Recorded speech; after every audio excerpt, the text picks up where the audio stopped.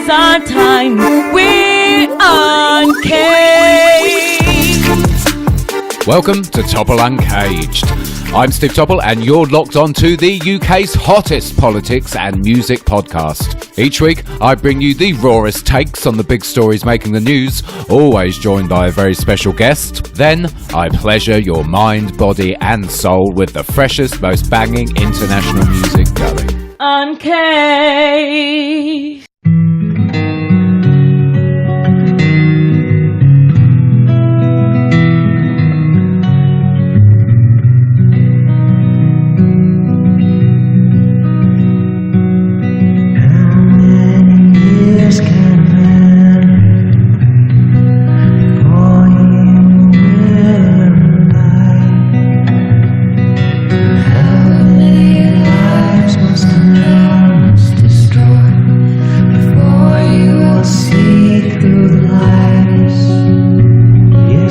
What's up everyone, I am Steve Topple. It is the first full week in May, and yes, I have dedicated a whole 6 days of this podcast to one very special cause. The answer, my friend, is blowing in the wind.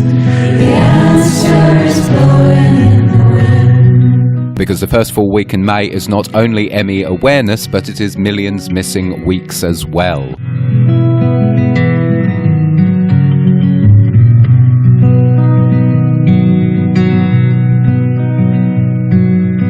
Myalgic Encephalomyelitis, commonly referred to as ME, or you may know it as chronic fatigue syndrome, that is CFS, is a chronic, systematic neuroimmune disease. It affects at least 17 million people worldwide and around 250,000 people in the UK alone, and those figures are just estimates. Symptoms vary for every person, but people with it often experience post-exertional malaise, that is, an array of symptoms brought on by either physical or mental exertion, or both. It quite often feels like having the flu. You experience all-over pain, you have sleep disturbance, problems with your sleep, cognitive impairments.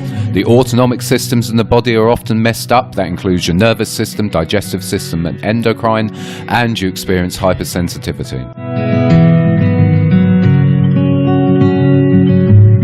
ME has been fraught with controversy.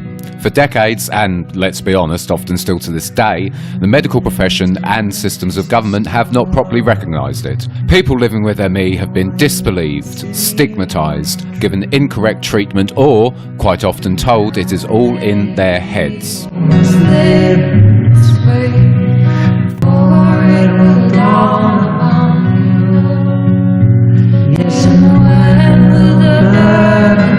However, both Emmy awareness and Millions Missing weeks aim to change all this. The answer, my friend, is blowing in the wind. The answer is blowing in the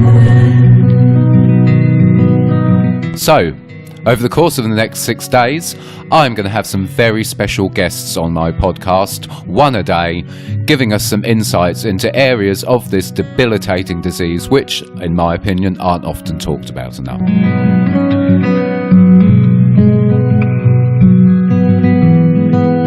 So, let's get cracking with today's guest.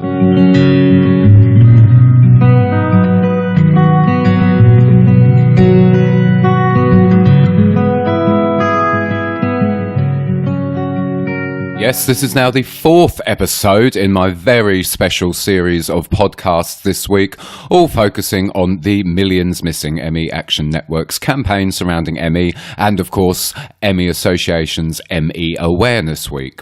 I've been honing in on subjects and issues surrounding ME which aren't often, in my opinion, getting the coverage they deserve. And today's guest is no exception to that rule. She is a mother, activist, campaigner and very vocal voice on the issues surrounding class with regards to disability and specifically chronic illness. She is also someone who is living with more diseases, illnesses and conditions than you have fingers and thumbs. I should also add as a disclaimer, she is also my partner in crime. It is the gorgeous, the fabulous Nicola Jeffery is on the Topple Uncaged podcast today. Except she's not. She's not on here partly because I'm the journalist and the broadcaster, therefore it's my job to have a way with words. But moreover, she's not doing this interview because, in all honesty, she is now so sick of having to repeat her life story every time she meets someone new. It's ended up becoming highly distressing for her at times. And when you look back at her life until this point, you'll understand why. Why do I think Nicola's story is so important? Because I believe it represents the stories of thousands and thousands of working class women in this country who have been subjected to abuse, medical and professional misogyny, and dismissed by the system. And their voices, however loud they shout, are ignored by most people. They're ignored by charities, campaign groups, politicians, and institutions of the state. Why are they ignored? Because they are working class. It is rampant classism. The only voices we ever get to hear are those of white, middle-class people with financial and educational means behind them. Nicola feels like she can shout as loud as she can, and still people do not listen to her. And I believe she's representative of thousands of women in this country. And I believe she's representative of millions of women in this country who are probably chronically ill, living with things like ME and Ehlers-Danlos syndrome, and who can't even get as far as a diagnosis due to the rampant classism that exists.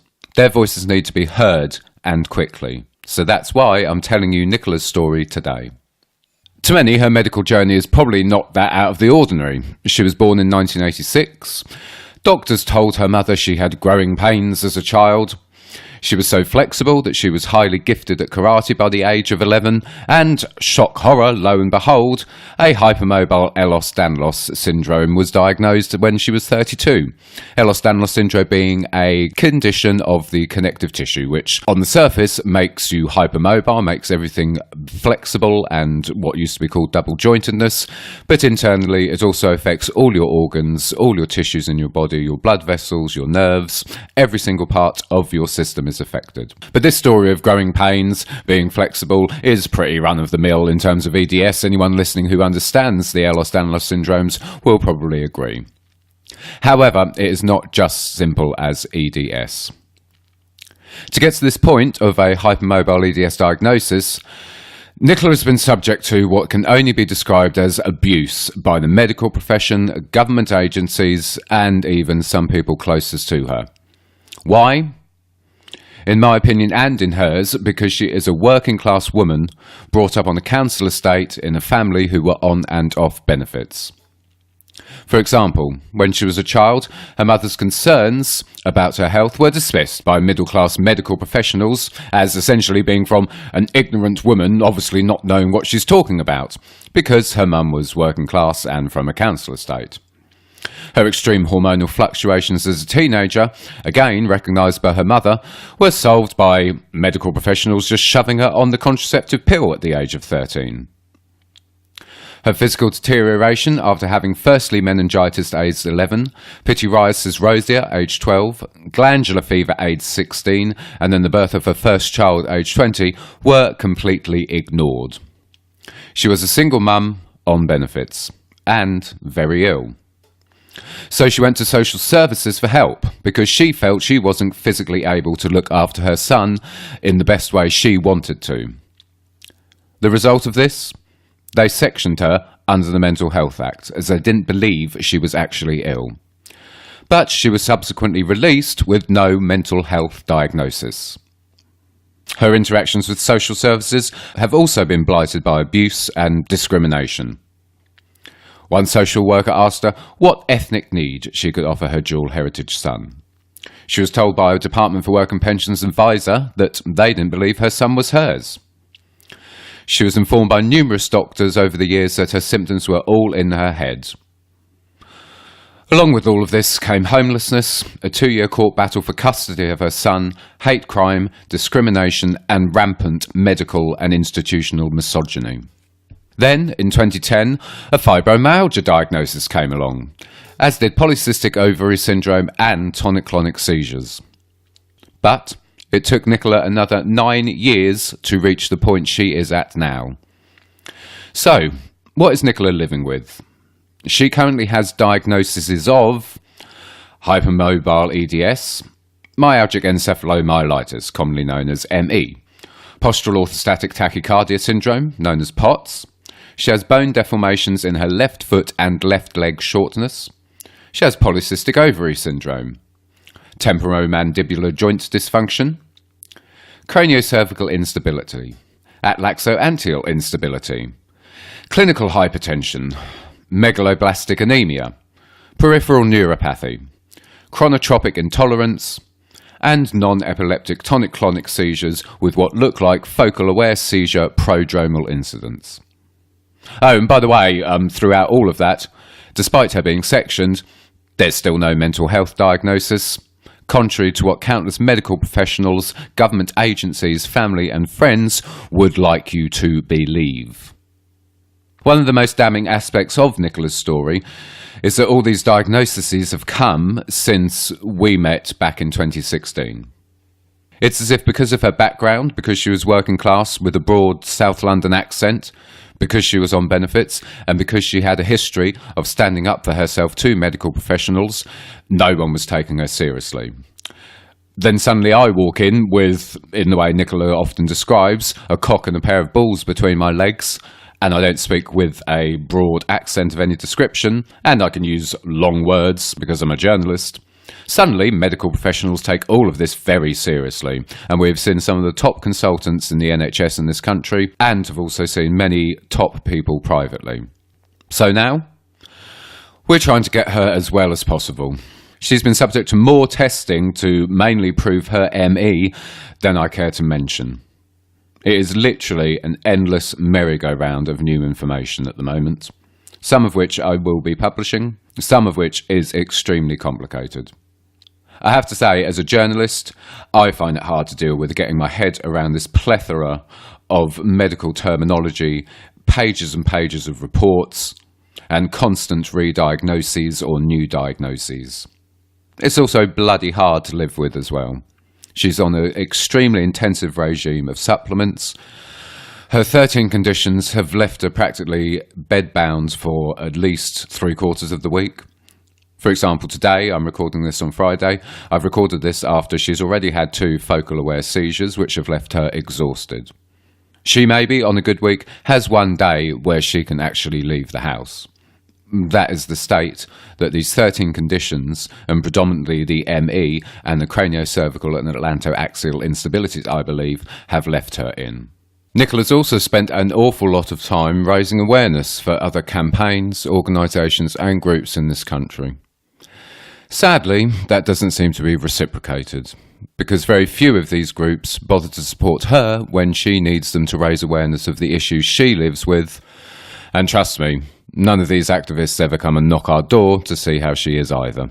But oddly enough, they're also very quick to contact Nicola when they want me and my blue tick, want an article writing, want an issue promoting. Oddly enough, they're never interested in what she has to say. Clearly, Nicola's ME, EDS, and the 11 other illnesses, diseases and conditions she lives with are not disabling enough for some groups.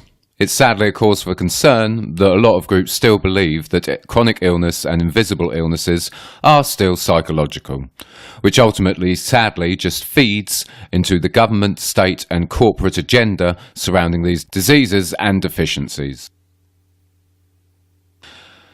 As a journalist and also as a partner, this is extremely hard for me to deal with. For Nicola, it's nearly broken her. She's tired. I know she's tired. I can see it in her face. I can hear it in her voice. She's tired of having to explain her illnesses. She is tired of having to explain to people that she is ill at all. She's tired of people close to her still telling her to effectively shut up about it. She's tired of having to fight for things which should be standard to someone with her complications and her number of conditions. She's tired of being dismissed by people around her, people in government agencies, and still some medical professionals, despite all the overwhelming evidence that can be presented to them. She's also tired of talking about it. So, it's left to me to do the talking, the explaining, and the investigating. And that is the most damning part of this all. For a young, articulate and intelligent woman to have been subjected to so much institutionalised abuse, misogyny and discrimination because of her social class and background, and yet be left feeling that she wants me, a white man who doesn't speak with an accent and can write a bit, to now speak on her behalf? That's the most heartbreaking part of all, that ultimately she has been abused so much that she is now left feeling almost powerless to continue fighting this, and that the epitome of everything that's wrong with society, masculinity and patriarchy, is what is left for her as an option to address all this, in me. The system and society have almost broken her. She is literally now a shell of who she once was. And that ultimately, listeners, is not due to her illness. That is due to the horrible world in which we live. Thank you for listening on behalf of both me and Nicola, and I will see you again very soon. I would like to thank all my guests on this week's podcast. You can find more details about them in the individual show notes from each episode. I would also like to thank the ME Action Network. You can follow them on Twitter. It's at MEActNet. And the UK group is MEActNet UK. Of course, thank you to the ME Association as well. You can follow them on Twitter. It's at ME Association. And there are full details of all the activities these organisations are doing in the show notes. And last but not least, thank you to all the people living with ME, their families, friends, advocates and supporters out there. Society may have made you invisible, but trust me, you are not. You are very much visible. Keep fighting. Until next time, I will see you very soon. The answer, my friend, is blowing in the wind. The answer is blowing in